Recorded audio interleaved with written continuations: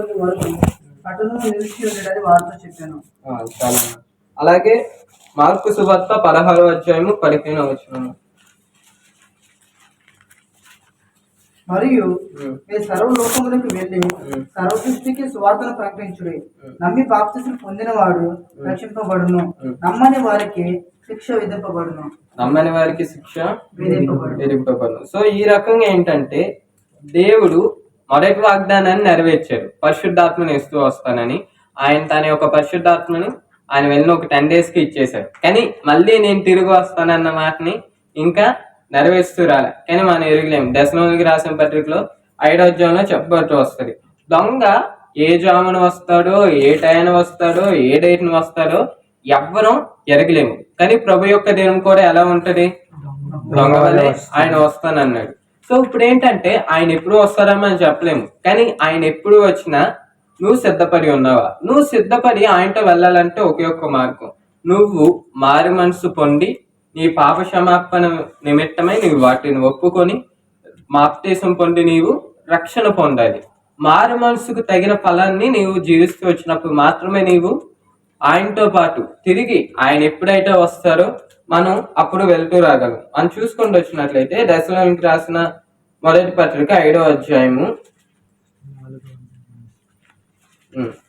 దశలోనికి రాసిన మొదటి పత్రిక 5వ అధ్యాయం చదువుతారండి. మొదటి నుంచి చదువుతారండి. సహోదరులారా, ఆ కాలములను గూర్చియు ఆ సమయములను గూర్చియు మీకు రాయనక్కరలేదు.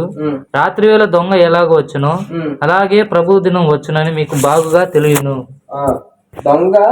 రాత్రి వేళ దొంగ ఎలాగ వచ్చినో అలాగే ప్రభు దినము వచ్చునని మీకు బాగుగా తెలియను. సో ఏంటంటే ఈ రకంగా యేసు ప్రభు యొక్క రాకడ, ఆయన ఏ దినాన్ని వస్తారన్నది మనం ఎవరు కూడా చెప్తూ రాలేము. సో ఈ రకంగా ఏంటంటే మనం చూసుకొని చూసినట్లయితే ప్రభు మళ్ళీ వస్తారు.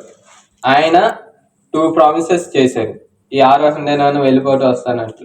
ఇవాళ మన చైర్మన్ సార్లు వీరు కూడా చాలా ప్రామిసెస్ చేస్తూ ఉంటారు. నెక్స్ట్ ఇయర్కి ఎలా ఉంటుంది, లేకపోతే మీరు ఎవరైనా ఎంతకన్నా ఎక్కువ పర్సెంటేజ్ తెచ్చుకోవడం మీకు ఎంతమంది ఇస్తాను అన్నట్లు మనం ఎవరైనా చెప్తే మరి వాళ్ళు ఇవ్వకపోవచ్చు తెలియదు. కానీ దేవుడు అయితే చెప్పిన రెండిట్లో మొదటిది ఇస్తూ వచ్చాడు పరిశుద్ధాత్మ, రెండోడు కూడా ఇవ్వబోతున్నాడు, అటు త్వరలో ఇవ్వబోతూ వస్తున్నాడు. మరి మనం సిద్ధపడి ఉన్నామా?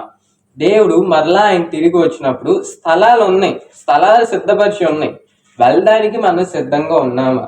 మనలో సిద్ధపాటు అనేది ఉందా? మనం దేవుని యొక్క రాకడ విషయమై మెలకువ కలిగి ఉన్నామా లేదా అని మనం జ్ఞాపకం చేసుకుంటూ రావాలి. సో ఈ రకంగా ప్రభువు వచ్చాడు, ప్రాణం పెట్టాడు, ఆరోహంగా తిరిగి వెళ్ళాడు. ఆయన చెప్పిన విధంగా పరిశుద్ధాత్మను ఇస్తూ వచ్చాడు, మరలా అదే విధంగా ఆయన తిరిగి రాబోతున్నారు. కాబట్టి వినిపింపజేసిన కొద్ది వాక్యాన్ని బట్టి ప్రతి ఒక్కరు కూడా జ్ఞాపకం చేసుకుంటారండి, మనం సిద్ధపడి ఉన్నామా? దేని రాకడ వస్తే వెళ్తామా వెళ్ళమా? మనం ఆయన చెంతకు వెళ్తామా లేదా అన్నది మనం జ్ఞాపకం చేసుకుంటూ రావాలి. ఈ కొద్ది వాక్యం దేవుడు మీ అందరిలో ఫలింపజేస్తూ వచ్చింది గాక.